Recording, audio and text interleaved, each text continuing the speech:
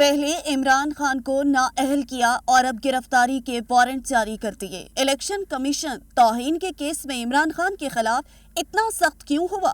عمران خان نے مختلف جلسوں میں الیکشن کمیشن اور چیف الیکشن کمشنر کے خلاف ناگوار الفاظ کہے، جن پر الیکشن کمیشن برا منا گیا اور توہین الیکشن کمیشن کا کیس شروع کر دیا۔ اس کیس میں عمران خان، اسد عمر اور فواد چودھری نامزد ہیں۔ الیکشن کمیشن نے انہیں ذاتی حیثیت میں پیش ہونے کے احکامات جاری کیے، لیکن وہ پیش نہیں ہوئے اور اس کیس میں حاضری سے استثناء کی درخواست دائر کر دی۔ عمران خان کی جانب سے ماضی قریب میں الیکشن کمیشن میں پیش نہ ہونے کی سب سے بڑی وجہ حملے میں زخمی ہونا تھا۔